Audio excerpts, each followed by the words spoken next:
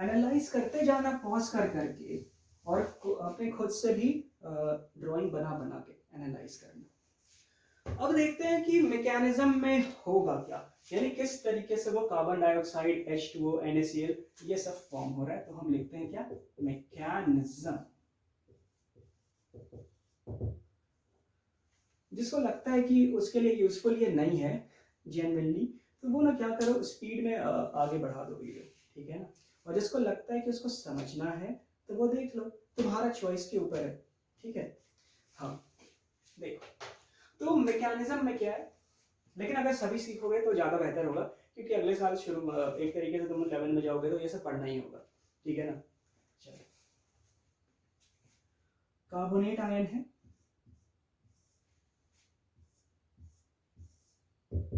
अब मैं ये सोचूंगा कि इससे पहले जितनी भी बात मैंने बताई तुम्हें वो चीज पता है। अब जो मैं बताता जाऊंगा वो तुमको समझ में आते जाने वाला है। ये मैं अज्यूम करके चल, यहां था नेगेटिव चार्ज, यहां था नेगेटिव चार्ज, ठीक है। तो क्या है ना कि ये पहले सॉलिड था, जैसे ही पानी में उतरा ये तुरंत वाटर मॉलिक्यूल इसको डिसोसिएट कर देगा, यानी कार्बोनेट आयन को अलग, यानी कहने का मतलब क्या, Na+ अलग, Na+ अलग, और CO3 2- आयन अलग। कैसे अलग, इसको वाटर मॉलिक्यूल चारों तरफ से घेर लेगा, इसको भी वाटर मॉलिक्यूल चारों तरफ से घेर लेगा। सेम इसके साथ भी होने वाला है, वाटर मॉलिक्यूल चारों तरफ से घेर लेगा। देखो कुछ इस तरीके से, ये लाल वाला क्या है, वाटर मॉलिक्यूल से। तो मान लो कि उन्हीं वाटर मॉलिक्यूल से ये क्या है, सराउंडेड है ये, और उसी में से क्या होता है कि वाटर मॉलिक्यूल यहाँ प्रेजेंट है। मान लो सपोज एक वाटर मॉलिक्यूल यहाँ प्रेजेंट है। अब क्या है ना कि जैसे तुम पानी में डालोगे, वैसे कि डाइल्यूट HCl में तुम इसको डालोगे, तो क्या है ना कि ऑलरेडी ये मोशन में रहता है, ये वाइब्रेट करते रहेगा, ये सॉलिड पार्टिकल, प्लस HCl का जो मॉलिक्यूल है वो भी मूव कर रहा है, प्लस पानी का मॉलिक्यूल है वो मूव कर रहा है, अपना मूव करते रहता है, यानी वो स्टैटिक नहीं होता है। तो कहने का मतलब पानी कभी इधर आ रहा है, टकरा रहा है, इन लोग आपस में कोलिजन चल रहा है, इधर उधर मूव कर रहा है, कुछ इस हिसाब से चल रहा होगा अपना सोल्यूशन के अंदर में। तो मान लो एट एन इंस्टेंट ये कार्बोनेट आयन और ये वाटर मॉलिक्यूल जो कि इसको घेरा हुआ है, एट एन इंस्टेंट यहाँ पे इनकी मुलाकात हुई, ठीक है। मान लो मुलाकात और अच्छे से करवा देते, कुछ यूं हुई, मतलब घूमते घूमते वाटर मॉलिक्यूल यहां पहुंचा और ये कार्बोनेट आयन यहां पहुंचा। अभी मान लो और समय रुक जाता है, समय फ्रीज हो गया। अब मैं थोड़ा सा कहानी सुनाता हूं इससे पहले की बात, ठीक है। इससे पहले की बात क्या है, समय को रुकने से पहले, कि ये जो कार्बोनेट आयन है ना, मान लो कि अगर ये इस तरीके का होता, सपोज देखना एकदम ध्यान से, H और H, तो ये देखो तो क्या हो गया, H2CO3, कुछ ऐसा। और इसी को कहीं कार्बोनिक एसिड भी कहते हैं क्या, देखो तो,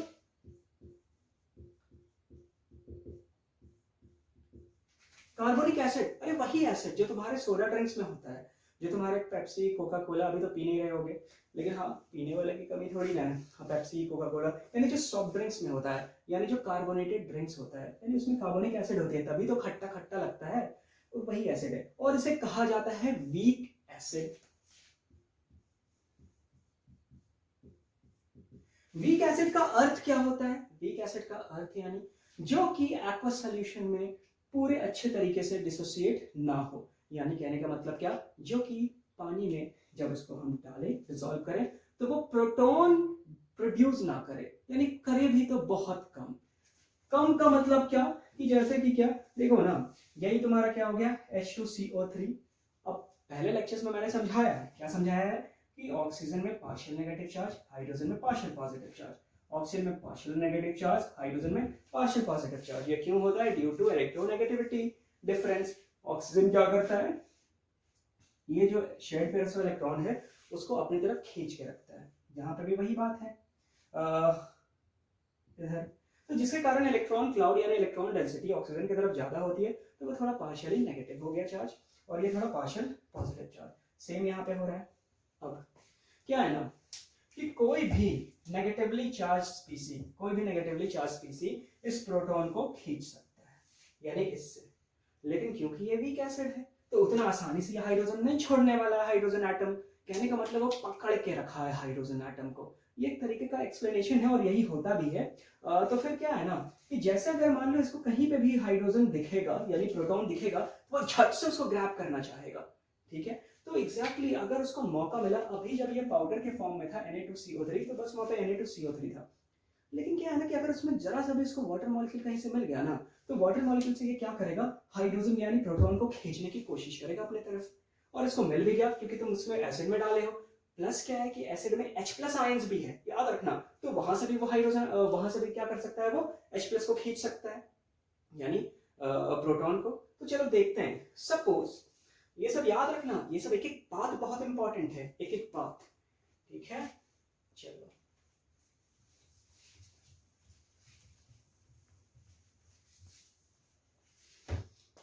नोट्स बनाते जाना, एनालाइज करते जाना।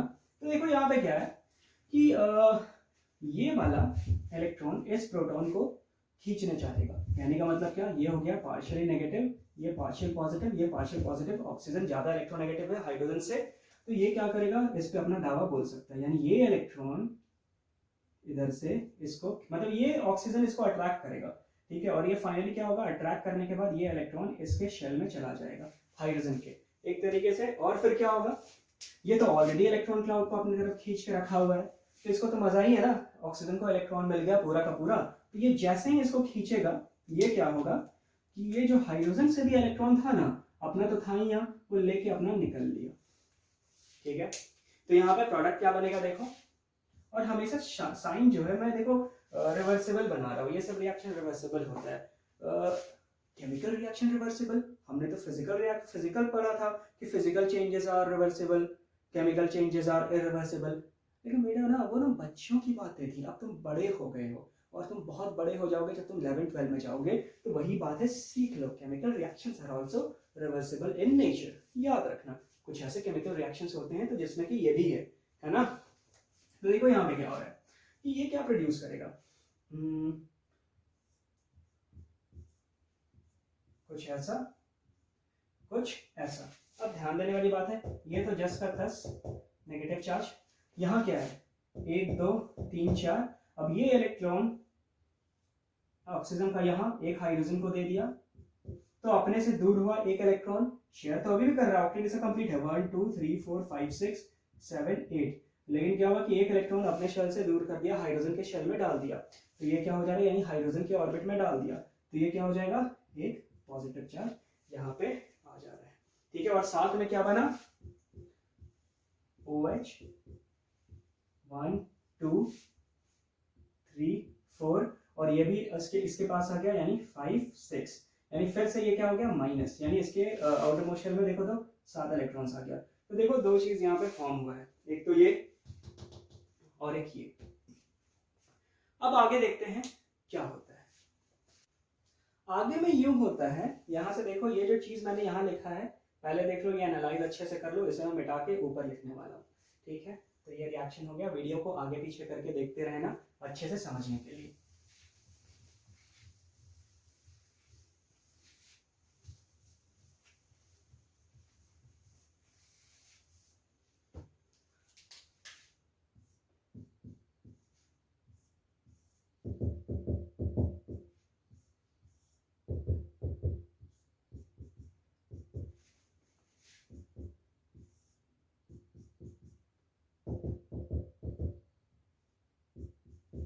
ठीक है, ये हमारा है। अब इसको हम इस तरीके से लिख सकते हैं क्या, HCO3, और ये हो गया तुम्हारा क्या माइनस।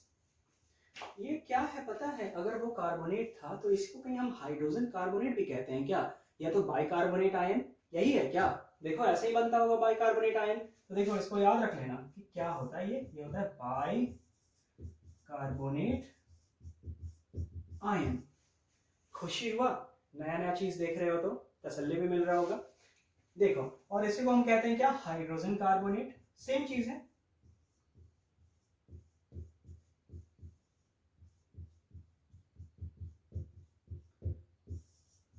और दोनों एक ही बात है, और वो तो हो गया तुम्हारा हाइड्रोक्साइड आयन।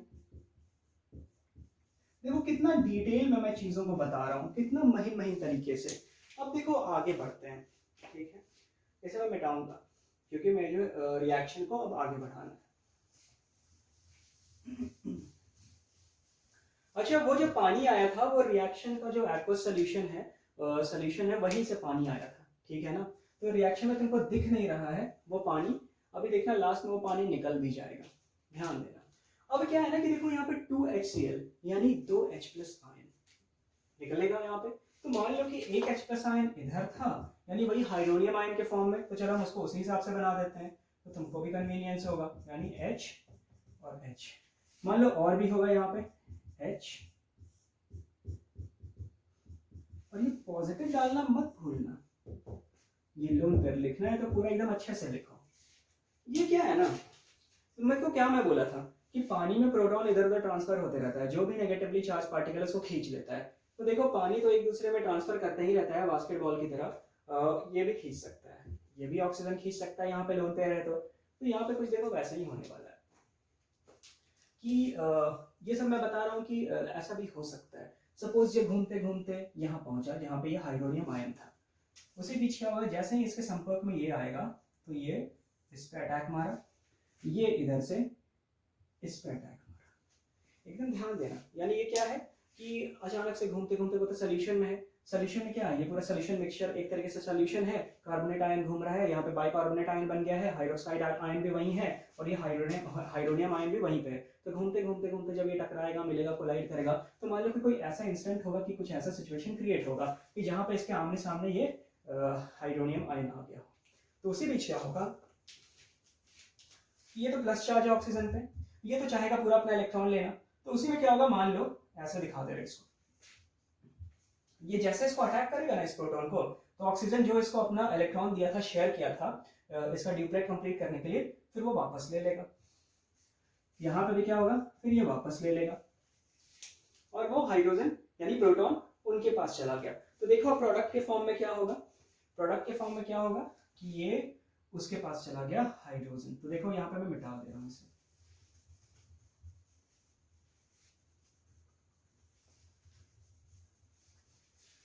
यहाँ पे क्या आ गया, पॉजिटिव चार्ज हटा क्योंकि वापस जो इलेक्ट्रॉन या हाइड्रोजन को दिया हुआ था वो ले लिया, यहाँ पे भी पॉजिटिव चार्ज हटा क्योंकि अपना इलेक्ट्रॉन जो ये शेयर किया था ले लिया, यानी ये दो वाटर का मॉलिक्यूल अपना घूमते फिरते पानी में ही है, निकल लेगा। और यहाँ पे क्या हो गया, मान लो कि इससे अटैच हो गया, एक इसका इलेक्ट्रॉन और एक यहाँ पे H, और यहाँ पे एक इसका इलेक्ट्रॉन और एक यहाँ पे H, तो इस तरीके से इसने यहाँ पे बॉन्ड बना लिया, ठीक है, एकदम ऐसा पॉसिबल, कोई दिक्कत नहीं है, पानी अपना घूम रहा है, कोई इश्यू नहीं। अब क्या हो सकता है, देखो कुछ भी हो ना इस रिएक्शन में, जैसे कि मैं जो अपना बुद्धि से बताया था, दिमाग से, कि कुछ भी हो, पानी बनाओ, कार्बन डाइऑक्साइड बनाओ, तो यहाँ पे भी वही मैकेनिज्म है। तो कहीं ना कहीं जो मैकेनिज्म मैंने बचपन में डेवलप की थी, आगे आगे जाके पढ़ा तो देखा कि यहाँ पे वही चीज होता है, जितना पानी बन सके ना उतना पानी बना दो, ठीक है। तो देखो यहाँ पे भी मतलब क्या, ऐसे ही मतलब पानी बनने का टेंडेंसी होता है यहाँ पे कि ज्यादा से ज्यादा पानी बने, इसलिए तुमको हर तरफ पानी दिखता है। तो यहाँ पे भी वही चीज होगा, जहां जहां से पानी बनने का पॉसिबिलिटी हो वहां वहां पानी बना दीजिए। तो देखिए यहाँ पे पानी बनने का पॉसिबिलिटी या टेंडेंसी कहां से हो रहा है, एक तो तुमको ये दिख रहा होगा कि ये है H2O, अगर इसको ये वाला भी इलेक्ट्रॉन मिल गया ना तो क्या होगा कि ये पूरा मॉलिक्यूल पानी का हो जाएगा और ये निकल लेगा यहाँ से, ठीक है। एक तो ये हो सकता है, और क्या हो सकता है, ये जो हाइड्रोक्साइड आयन है ना, ये भी अगर ये वाला H को ले ले जो इसके पास है तो वो फिर से पानी बन जाएगा। तो चलो कुछ वैसा ही कर देते हैं। तो देखो यहाँ पे हम ले आए OH 1 2 3 4 5 6 जो कि माइनस है, और क्या है ना कि देखो मैं क्या बताऊं, ये एक क्या है, एक तरीके से ये एसिड है ना, क्यों, क्योंकि जब ये पानी में मिलेगा तो H+ आयन निकाल सकता है, लेकिन क्या ये एक वीक एसिड है। अब वीक एसिड हो या स्ट्रॉन्ग एसिड हो, अगर तुमको कहीं भी बेस दिख गया ना यानी हाइड्रोक्साइड आयन, ये बात याद रखना, अगर वीक एसिड हो या तो कोई भी स्ट्रॉन्ग एसिड हो, लेकिन कोई भी अगर बेस दिख गया ना यानी हाइड्रोक्साइड आयन वहां पे प्रेजेंट है, तो वो उससे H ले लेगा और वाटर मॉलिक्यूल बना देगा। इस चीज को याद रखना, क्या करेगा ये फटाक से H को अपनी तरफ ले लेगा, और जो ये इलेक्ट्रॉन अपना ऑक्सीजन इसको दिया हुआ था, शेयर किया हुआ था, वो वापस फिर इसको ले लेगा, ठीक है ना। तो देखो यहाँ पे क्या हुआ, इसके बाद देख लो क्या बनेगा फिर से वही रिवर्सिबल साइन, क्योंकि ये उल्टा भी जा सकता है।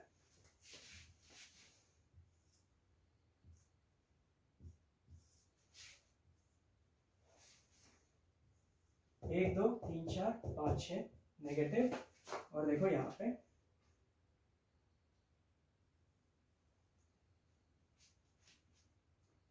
अच्छा एक चीज और है, ठीक है। और यहाँ पे क्या है तुम्हारा, इसको हम इस तरीके से लिख दे रहे हैं OH2। कोई दिक्कत है क्या? OH2 और एक यहाँ पे प्लस चार्ज और एक लोन पेयर है ये वाला, तो ऐसे करके डाल देते हैं। लोन पेयर क्या, जो कि बॉन्डिंग में पार्टिसिपेट नहीं किया है, लोन पेयर ऑफ इलेक्ट्रॉन्स। तो देखो कुछ ऐसे ही अपना लिखने वाला है। प्लस यहाँ पे क्या हो गया, जैसे ही ये H को लिया बाहर में पानी निकल गया H2O। तो शुरुआत में जो H2O हम यूज किए थे वो बाहर निकल भी गया, जिसको हम यूज किए थे, यानी यहाँ पे इसलिए वो नहीं दिख रहा है H2O, याद रखना। शुरुआत में हम जो पानी लिए वो फिर बाहर निकल भी गया, लिए दिए गया।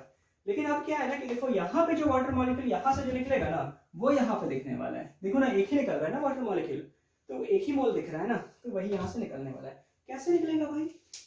क्या होगा कि ऑक्सीजन में पॉजिटिव चार्ज आ गया।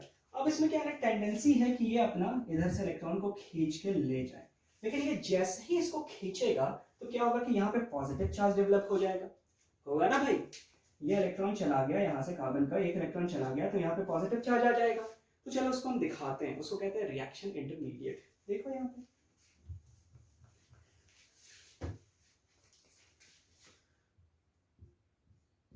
ठीक है, तो ये को देखो कुछ इस तरीके से होगा।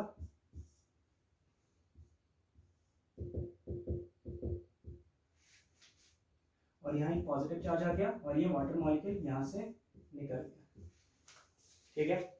अब क्या है ना कि इसको कौन भरपाई करेगा, इसका पॉजिटिव चार्ज, यानी कार्बन के आउटर मोस्ट शेल में अब 3 ही इलेक्ट्रॉन है, होना कितना चाहिए, मतलब अभी ऑक्टेट भी कंप्लीट नहीं है, कितना है 1 2 3 4 5 6, 2 इलेक्ट्रॉन और चाहिए। तो क्या होता है ना, ये वाला जो इलेक्ट्रॉन है ये यहाँ पे इसका भरपाई करने के लिए आ जाता है। कैसे आता है तो देखो इसको किधर में बनाओ, किधर बनाओ, देखो इसको मिटा के ना वो वाला चीज मैं इधर बना रहा हूँ, ध्यान दें।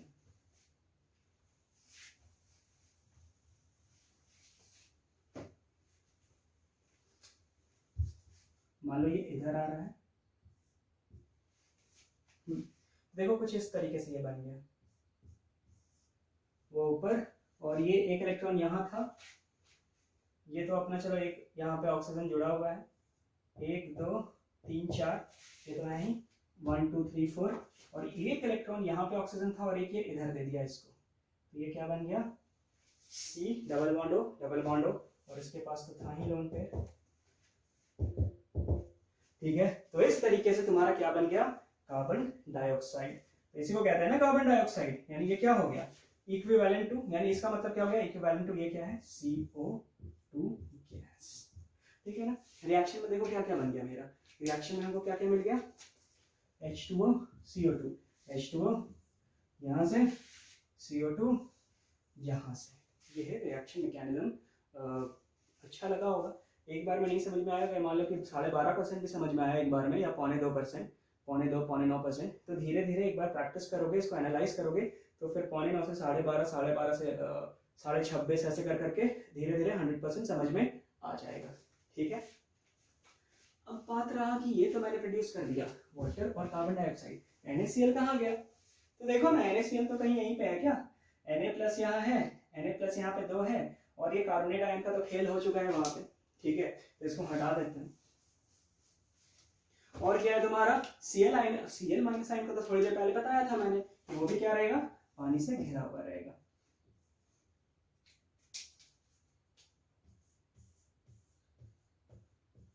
दो था ना Cl- आयन, तो मान लो इंटू 2 कर दो, इंटू 2 2 है, तो देखो इसी को लिखते हैं एक्वस, यानी Na+, Cl- और एक Cl- इंटू 2 कर दिया, सेम ऐसे ही ये हो गया NaCl एक्वस, यानी पानी में घुला है। तुम अगर क्या करोगे, कार्बन डाइऑक्साइड गैस तो निकल जाएगा बाहर, और पानी जो बच गया अगर उसको इवेपोरेट कर दोगे तो तुमको यहाँ से नमक मिल जाएगा, ठीक है ना, यानी सोडियम क्लोराइड, यानी कॉमन सॉल्ट।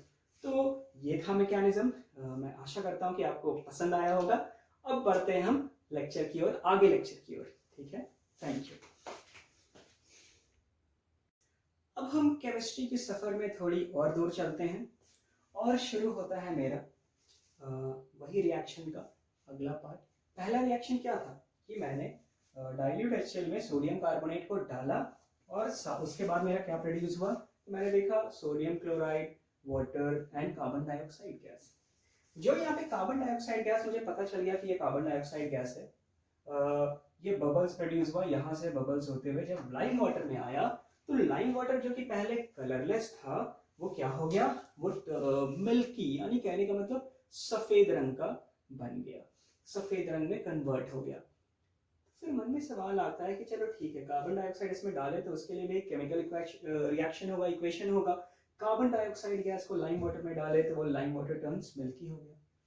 तो पता है क्या, जब मैं भी बचपन में पढ़ रहा था ना, तो मुझे क्या था ना कि एक ही चीज खोद खोद के समझने की आदत, ठीक है। तो मैं भी उसी तरीके से तुमको बताऊंगा कि जहां पे भी तुमको अगर जरा सा भी लगे ना कि अच्छा ये क्या है, तो मेरे दिमाग में क्या, लाइम वाटर। तो अब हम बताएंगे लाइम वाटर क्या होता है। देखो जिस तरीके से मैंने पढ़ाई की उसी तरीके से मैं तुमको इम्पार्ट कर रहा हूँ नॉलेज अपना, ठीक है, एक एक चीज। तो ना सबसे पहले चलो जानने का कोशिश करते हैं कि लाइम वाटर होता क्या है, क्या होता है इसका केमिकल कॉम्पोजिशन, कैसे हम बनाते हैं लाइम वाटर। तो ये रहा आपके सामने लाइम वाटर बनाने का तरीका, इसे मैं मिटा दे रहा हूं।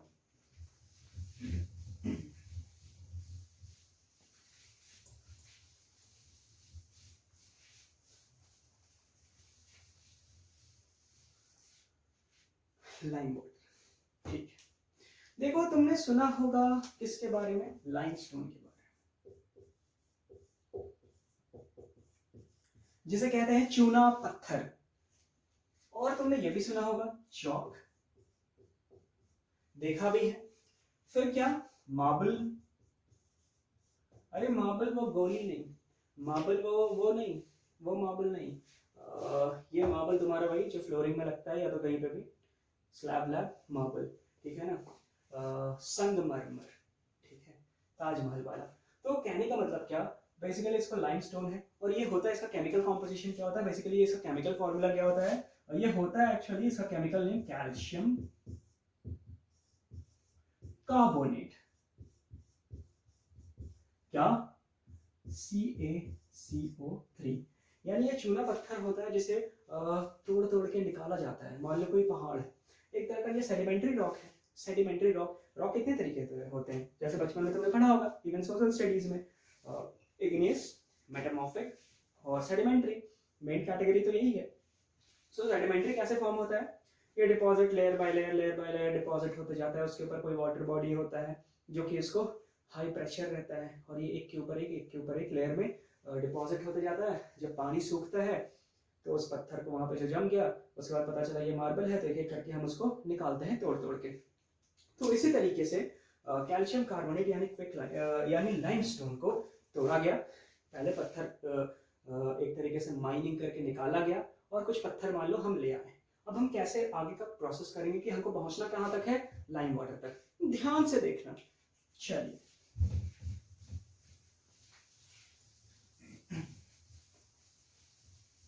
तो ये रहा आपका लाइमस्टोन। और चलिए शुरू करते हैं।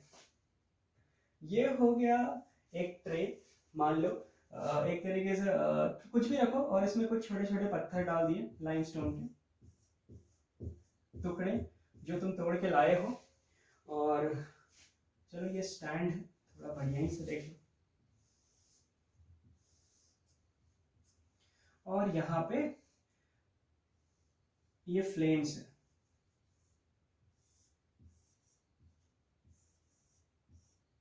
ठीक है।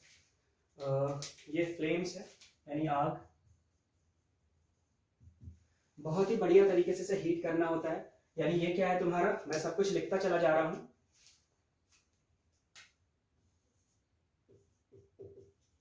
लाइम स्टोन यानी क्या है, ये कैल्शियम कार्बोनेट, पत्थर सॉलिड है। इसको ना हीट करना पड़ता है ना लगभग इतना डिग्री सेल्सियस, यानी जो टेम्परेचर होता है हीट करने का वो लगभग ग्रेटर देन 840 डिग्री सेल्सियस, यानी इसी के आसपास, उसी के अराउंड में। अब तो बोलेगा कि एग्जैक्टली तो अलग अलग जगह का पत्थर अलग अलग डिपेंड करता है, लेकिन अराउंड यही, ठीक है ना।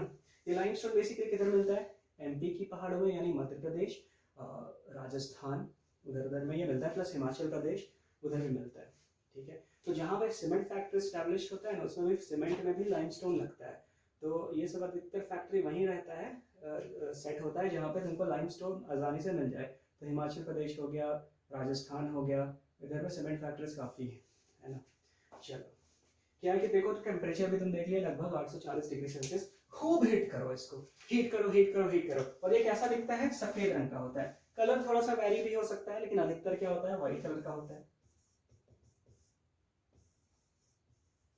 तुम इमेजिन कर लो कि सफेद कलर का पत्थर है, उसको हम हीट कर रहे हैं लगभग 840 डिग्री सेल्सियस में। खूब हीट किए, खूब हीट किए। मान लो कि 1 घंटा, 40 मिनट, 45 मिनट, 1 घंटा हीट करने के बाद क्या होगा कि जब हम इस पत्थर को, अब हम समझ गए कि ठीक है कुछ कुछ इसमें केमिकल चेंजेस कुछ भी ऑब्जर्व नहीं होगा, सफेद का सफेद रहेगा। लेकिन तुम मान लो कि इसको 1 घंटा हीट कर दिए। अब तुमको क्या करना है? हीट करने के बाद ये सारा सेटअप हम हटा रहे हैं और बस मेरा क्या रहेगा? ये कढ़ाई जिसके ऊपर मैं हीट कर रहा हूँ। ठीक है,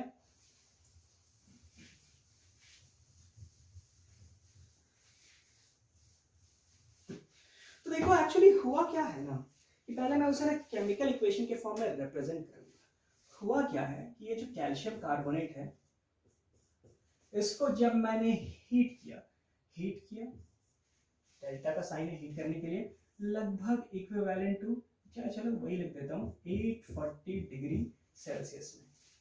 तो ये क्या हुआ ना कि डिकम्पोज कर गया किसमें? कैल्शियम ऑक्साइड प्लस यहां से कार्बन डाइऑक्साइड गैस निकला।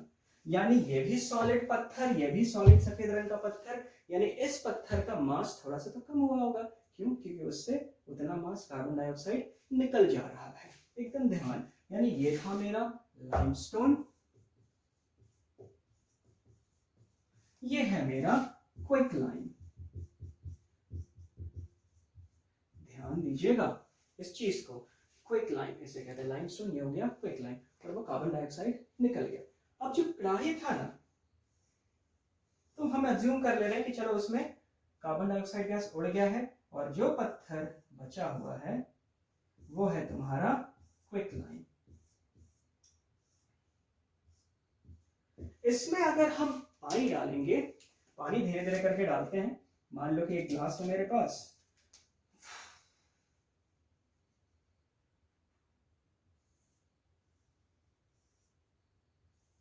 मान लो एक कंटेनर है और इससे हम पानी इसमें डाल रहे हैं।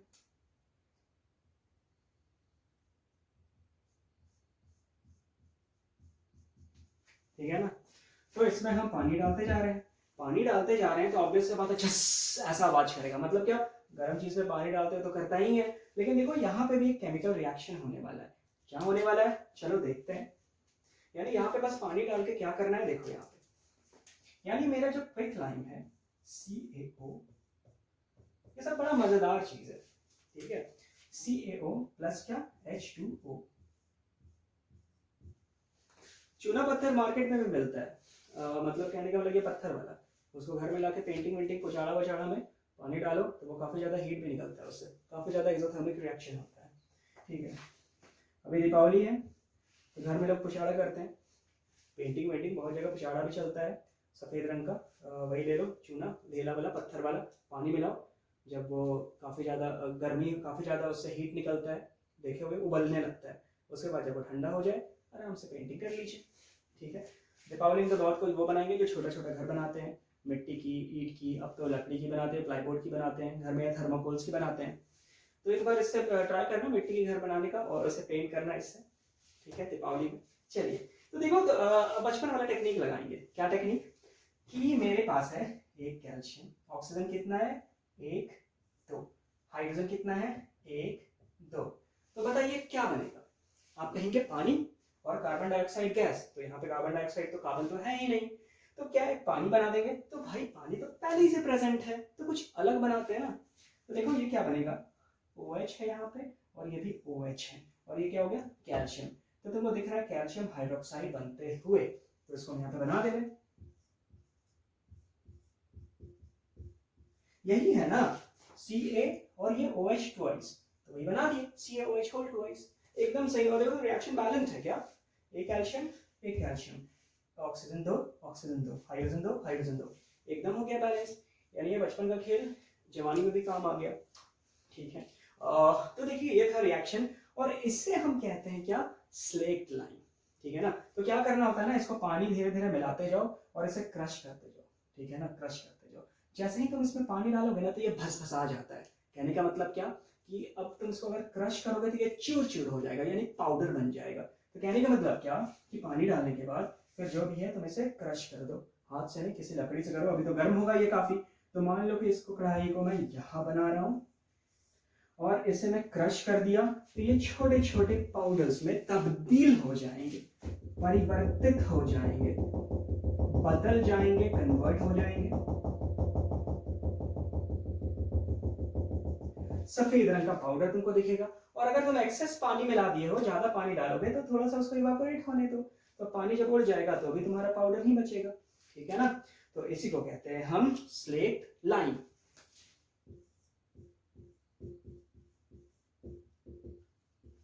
ठीक है, और इस प्रोसेस को कहते हैं, ये जो पानी हम मिला रहे हैं ना इसमें और यहां से वहां उसको हम क्रश कर रहे हैं, इस प्रोसेस को कहते हैं स्लेकिंग। यानी स्लेकिंग मतलब क्या कि पानी क्या हो रहा है कि इसको एक तरह से पानी डाल के इसको थोड़ा ना भसभसा टाइप से बना दे रहे हैं, जाके उसको क्रश कर दें और वो बन जाए। यानी क्रश करने का प्रोसेस, यानी जो क्रशेबल मटेरियल तैयार करने का प्रोसेस को ही हम एक तरीके से, या तो क्रश करने का प्रोसेस को ही स्लेकिंग कहते हैं। और जब उसका जो आउटकम है उसको कह दिए स्लेक लाइम। यहाँ तक तो तुम्हारा कहानी एकदम क्लियर। ये सफेद रंग का पानी, सफेद रंग का पाउडर। तो अब लाइम वाटर क्या होता है, तो चलो देखते हैं। लाइम वाटर का फॉर्मूला क्या था, कुछ इसी से मिलता जुलता था, बस वो पानी में था। तो देख लेते हैं क्या होता है लाइम वाटर का फॉर्मूला और कैसे बना है। तो यहाँ तक का चीज तुमको एकदम एक्सप्लेन कर दिए। अब हम आगे बढ़ते हैं अपना मेन मंजिल की तरफ।